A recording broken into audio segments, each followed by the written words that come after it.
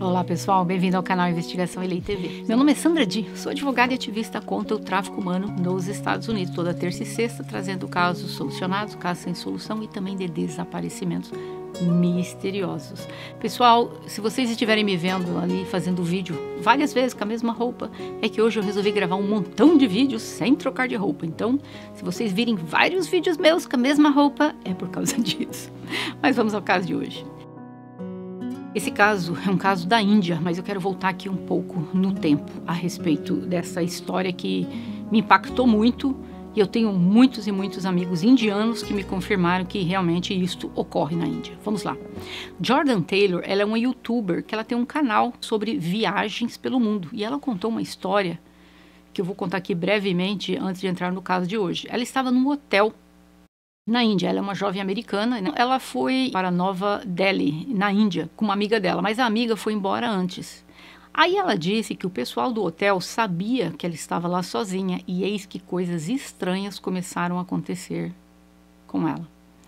Ela disse que eles começaram a agir completamente diferente para com ela, até chegou um ponto que um dos funcionários a seguiu até o andar do quarto dela. Ela disse que o telefone do quarto dela era apenas para receber chamadas do hotel, não fazia ligações externas. E ela, quando chegou no hotel, não sabia disso. Então, alguém ligou para o quarto dela e disse: "Oi, bebê." E ela, assustada, desligou. No dia seguinte, a pessoa ligou e começou a fazer uns gemidos, insinuando umas coisas obscenas, né? E eis que alguém bate na porta do quarto dela e diz para ela abrir a porta. Ela diz: "Não, eu não vou abrir a porta." Passa um pouco, uma hora depois, bate na porta novamente com um objeto pesado. Ela disse que fez um barulho muito grande e a pessoa disse: "Abre a porta." E ela disse: "Eu não vou abrir a porta." E ela disse que pelo lado de fora o pessoal podia controlar o ar-condicionado, ligando e desligando. E aí ela ouviu quando o ar-condicionado foi desligado, porque fez um barulho, então parou de funcionar. Aí veio a pessoa bater na porta novamente e disse para ela: "Olha, abre a porta, nós viemos aqui para arrumar o ar-condicionado, que está quebrado." E ela disse: "O ar não está quebrado." Ele disse: "Não está quebrado, precisamos arrumar." Ela disse que ela sabia que a pessoa que estava lá estava mentindo, porque ela ouviu a pessoa ligando e desligando. Nesse meio tempo, gente, eu preciso voltar aqui atrás. Eles já tinham tirado a internet dela, tá? Então ela estava ali sem conseguir comunicar-se com ninguém. E ela recebe novamente um telefonema no quarto dela. Um homem dizendo para ela abrir a porta, agora para arrumar a internet dela.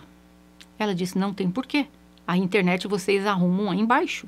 Eu só tenho o sinal aqui. Não tem por que vocês virem aqui." E ela via embaixo da porta dela um vulto sempre parado. Ela falou que às vezes via vulto de uma, duas pessoas, às vezes de várias pessoas.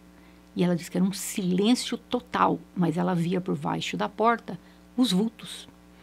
E ela estava apavorada. Por 2 dias ela não saiu do quarto. Ela disse que a água dela já tinha acabado. E na Índia não é recomendado beber água de torneira, mas ela disse que não teve jeito. Ela não saiu para comer nenhum dos dias e ela pensando como que ela ia fazer para sair daquilo ali. Ela tinha verdadeiro pavor, né, que eles pudessem usar a chave para tentar abrir a porta. Então ela colocou um monte de coisas na frente da porta. Tudo que ela achava, ela ia colocando. E aí, ela já estava no total desespero, indo já para o 3º dia. Ela viu que era 3 horas da manhã. Ela olhou por baixo da porta, ela não viu vultos nem nada. Ela disse que ela simplesmente pegou a mala dela e ela saiu correndo. Ela não fez check-out, nada no hotel. Ela voou, saiu correndo para o aeroporto. Você tem que dar pelo menos a saída do hotel. Ela falou que não. Disse que todo o tempo que ela havia mantido a compostura dentro do hotel, ao chegar no aeroporto, ela teve uma crise de pânico, teve um choro incontrolável.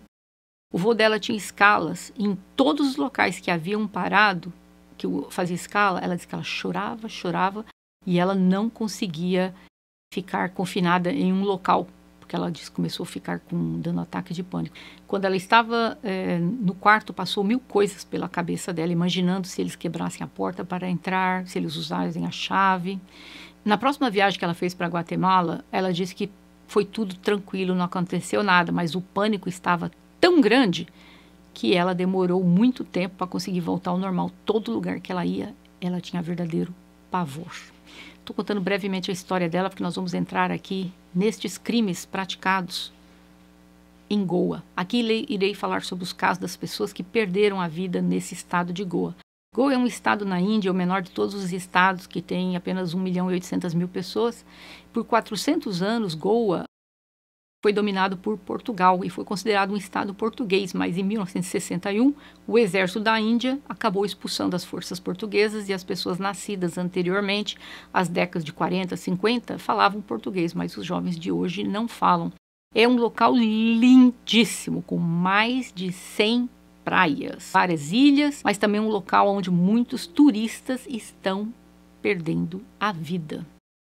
E sempre a causa dada pela polícia: afogamento, acidente, como no caso que contei da ilha de Koh Tao.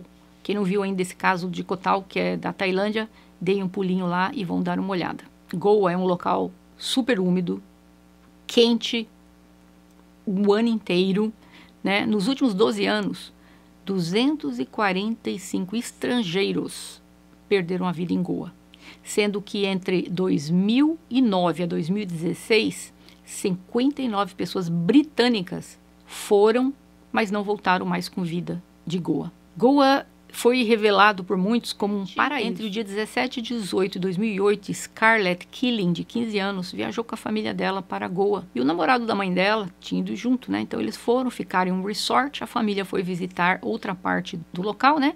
E a Scarlett pediu para ficar em Goa, pois haveria a festa do Dia dos Namorados. E ela disse que ela estaria ali com amigos e tal, e ela ficou numa praia chamada Anjuna Beach, e aos cuidados de um guia turístico chamado Júlio Lobo, de 25 anos, mas no dia 18 de fevereiro de 2008, o corpo da Scarlett foi encontrado na praia. A polícia disse que ela afogou-se.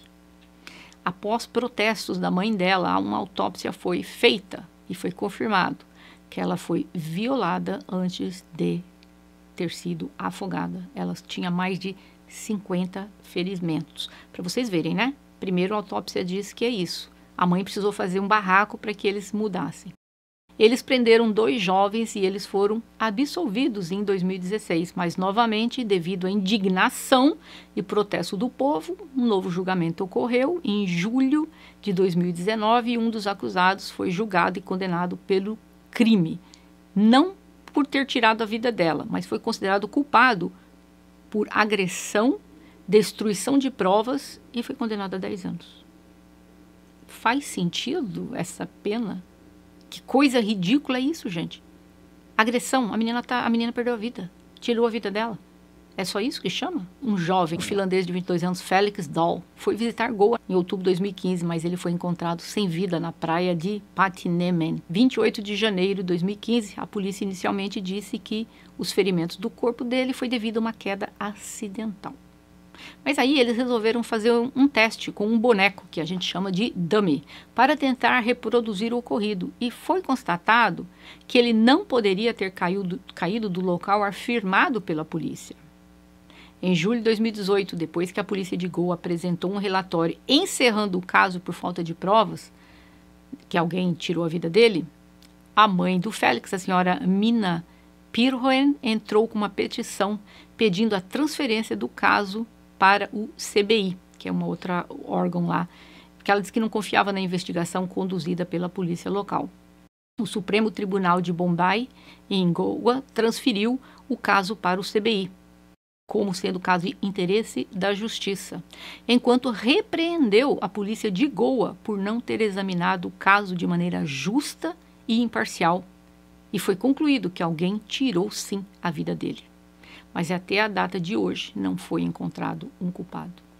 Danielle McLaughlin, uma jovem com cidadania irlandesa e britânica, nasceu em 4 de fevereiro de 1989. Ela sempre gostou de viajar. Foi voluntária em muitos projetos em vários países. Aos 22 anos, em 22 de fevereiro de 2019, ela foi para Goa. O corpo dela foi encontrado por um fazendeiro local. Ela estava na praia de Palolem Beach. Ao ser encontrada, ela estava totalmente desfigurada. Em 14 de março de 2017, o jovem Vikat Bhagat, um rapaz indiano de 23 anos, ele a conhecia de viagens anteriores e foi ele que tirou a vida dela. E até a data de hoje, ele ainda não foi julgado. James Durkin era um jovem britânico e em 22 de dezembro de 2014, ele viajou para a Índia. Na época dos fatos, ele tinha 34 anos. Ele foi para jogar as cinzas da mãe dele em Mumbai. De lá, ele resolveu ir até Goa. Um amigo dele, um DJ, disse que o James, em 15 de fevereiro de 2015, estava agitado, andando de um lado para o outro, e disse que chutou a porta do chalé e quebrou a porta. Uma amiga disse que ele parecia desorientado e disse que desde cedo ele estava agindo estranho. Uma noite, ele discutiu com um morador local e ele desapareceu antes de reaparecer várias horas depois, com muitos cortes e hematomas. Ele foi tratado no hospital e, em seguida, a última informação definitiva de que a família tinha era de um policial que dizia que ele havia sido deixado em Palohen. Outros disseram que ele foi visto em uma delegacia de polícia. O corpo dele foi encontrado totalmente irreconhecível, estava bem decomposto e apresentava sinais de mutilação. As pernas e os braços dele foram encontrados em outra praia. A polícia diz que ele perdeu a vida por afogamento. Isso mesmo, vocês ouviram. Mas um legista no Reino Unido chegou à conclusão que não, alguém tirou a vida dele. Martin Neighbor, 38 anos na época dos fatos, foi encontrado sem vida na praia de Arambol, em fevereiro de 2008, em um caso que também foi classificado como afogamento. A irmã dele, a Sarah, disse no inquérito aberto na Inglaterra que seu irmão parecia que tinha sido espancado, pois seu corpo estava cheio de hematomas, mas a polícia disse que os ferimentos foi do corpo batendo nas pedras, mas no mar não tinha pedras. Mas a polícia descartou essa ideia. Tá? Vocês podem ver para onde nós estamos indo, né? Michael Harvey, 34 anos, foi encontrado sem vida em sua cama, 1º de março de 2010. Segundo o médico legista na Índia, as causas foram naturais. Mas quando o corpo foi repatriado para a Inglaterra, não pôde se confirmar a causa do ocorrido com ele devido ao corpo dele ter sido embalsamado. E a família havia pedido que não embalsamasse o corpo, porque embalsamando o corpo perde qualquer DNA, qualquer coisa que você poderia ter e uma causa do ocorrido com ele, pois eles embalsamaram a si mesmo. Denise Sweeney, 34 anos, na época dos fatos, estava na Índia desde 2019 e foi voluntária em um santuário para animais. Ela amava a vida. Era descrita como uma jovem de espírito livre. Ela estava em Vangator Beach. Em 16 de abril de 2010, essa jovem britânica foi descoberta em estado de angústia do lado de fora de um bar em Goa. Pouco tempo depois, ela perdeu a vida no hospital. Mas a polícia inicialmente disse que ela perdeu a vida devido a substâncias ilícitas. Mas a autópsia dela foi feita na Inglaterra, confirmou que ela não tinha ingerido nenhuma substância ilícita. O corpo dela tinha mais de 20 ferimentos e eles supostamente ignoraram as evidências dos ferimentos. Então, claramente, alguém tirou a vida dela. Mas até a data de hoje, nada ficou provado. Provado que eu digo assim, nunca foi encontrado quem fez isso, né? O turista americano de 30 anos chamado Caitanya Holtz, ele serviu como piloto na Força Aérea dos Estados Unidos. Ele apareceu sem vida em Goa em 12 de janeiro de 2016.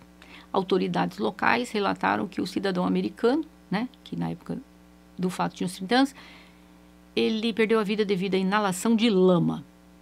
Isso mesmo.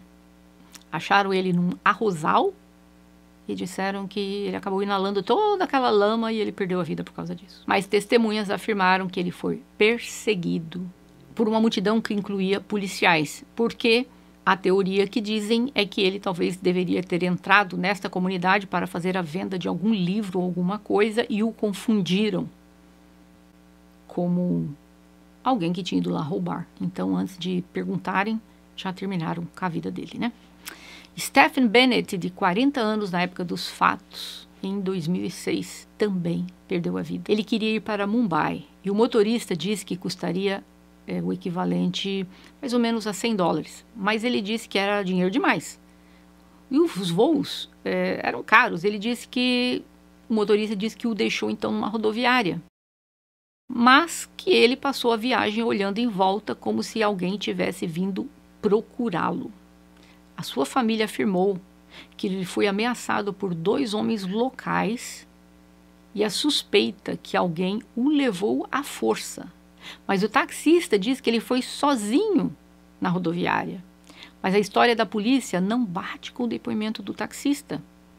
No final, 6 pessoas foram presas, mas todas foram absolvidos. Todos eles se retrataram da confissão feita anteriormente, que eles haviam tirado a vida. Em vez de usar o Supremo Tribunal em Mumbai, onde os casos são ouvidos em inglês, esse julgamento foi feito em um tribunal distrital a quilômetros de distância, em um idioma local, que até mesmo as pessoas em Mumbai precisariam de tradução. E como foi feito nesse idioma, eles não entendiam esse idioma, eles confessaram algo que eles não sabiam o que eles estavam confessando, então acabou em pizza. Kyle Arnold era um jovem canadense de 25 anos na época dos fatos, aventureiro, desportivo. Tinha visitado 32 países quando foi a Goa e a Arambol para participar num festival de música. Ele dividiu um quarto com um amigo europeu. Eles voltaram para o hotel depois do festival e foram para a cama. No dia 25 de dezembro de 2013, pela manhã, Kyle estava sem vida e seu amigo apresentava sinais de envenenamento grave. A família do Kyle não obteve nenhum documento da autópsia e não se sabe se alguma amostra toxicológica foi analisada ou mesmo coletada do corpo do Kyle. A família suspeita que o quarto do Kyle e do seu amigo foi tratado com uma dose exagerada de inseticidas ou talvez que substâncias ilícitas foram colocadas nas bebidas deles dois. Jonathan Ray Burbank tinha 27 anos. Na época dos fatos, 2005, natural dos Estados Unidos, Jonathan era um jovem professor de yoga que foi visto pela última vez com uma amiga paquistanesa em uma boate, onde ele desmaiou. Ele foi levado para seu quarto de hotel, ajuda médica foi obtida e ele não resistiu. O motivo da causa relatado foi insuficiência cardíaca. Os familiares alegaram que quando seu corpo chegou aos Estados Unidos, apresentava sinais de luta, de defesa. Eles também fizeram uma revelação chocante. Todos os órgãos internos dele tinham sido removidos. Isso mesmo. O corpo de um jovem russo, apenas mencionado como Vitaly, foi encontrado em Korgal, norte de Goa, em abril de 2022. A polícia diz que o corpo estava em estado avançado de decomposição e até o presente momento não se sabe o que ocorreu com ele. Então vocês podem ver, eu não vou ficar aqui contando os 280 e tantos casos dos britânicos, né? Mas vocês sabem que o número é imenso, passa de 500. Vocês podem ver como a polícia é corrupta, até o médico legista é corrupto. O médico legista dá causa para tudo, afogamento, afogamento, afogamento. E essas pessoas, quando os corpos chegam nos Estados Unidos, chegam na Inglaterra, é feito nova autópsia. Está claro que alguém tirou a vida dessas pessoas, mas eles fazem dessa forma. Eu tenho vários amigos indianos, muito deles. Inclusive, uma das minhas amigas indiana comprou até uma casa de praia na Índia, em Goa.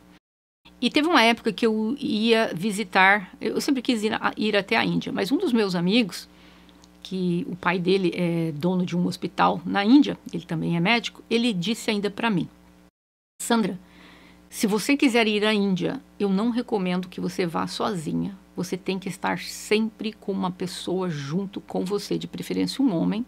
Ele disse que realmente as pessoas, sem mais nem menos, você está andando na rua, elas pulam na tua frente, abraçam e querem tirar a fotografia. Não pedem nem nada. Aí ele disse, por eu ter o cabelo loiro, pintado, né? Chama mais atenção ainda, porque não é comum ver cabelo loiro lá. Ele falou, eu te recomendo, então coloque uma peruca preta. Se você quiser passar desapercebida no meio do povo, porque o cabelo branco ali, loiro, já vai chamar atenção. E ele começou a me assustar, né? Eu falei, nossa, gente, o que é isso? Ele é de lá. Ele mora aqui nos Estados Unidos, mas a família inteira mora lá. É uma família inteira de médico. Pai, mãe, 3 irmãos, tem hospital lá. Ele, saindo da boca dele, nunca ande sozinha na Índia. E aí fica a dica. Talvez você já até foi e voltou. Que bom, que deu certo, né? Mas, levando em conta tudo que ele me falou, eu decidi que jamais pisarei os pés na Índia. E se um dia resolver pisar, eu tenho vários amigos indianos, mas amigos que moram aqui nos Estados Unidos, que eu queira ir, talvez, alguma época que algum deles esteja lá. Mas eu acho que eu vou passar essa, né? Vou ficando por isso mesmo. Mas é isso, pessoal. É um lugar lindo, bonito. Vocês podem ver, vocês viram durante o tempo pelas praias, né? Aqui as fotos, mas as pessoas estão perdendo a vida lá, sem ter causa. Quer dizer, sem ter causa não. Pessoas têm sido tiradas da vida. Outras pessoas levantam a crer que alguém colocou talvez algo na bebida dessas pessoas, alterando o comportamento delas, e por aí vai. Mas fica aí a dica, você quer ir para a Índia?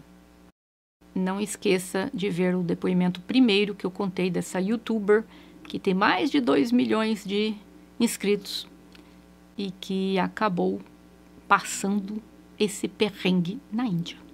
É isso, pessoal, nos vemos.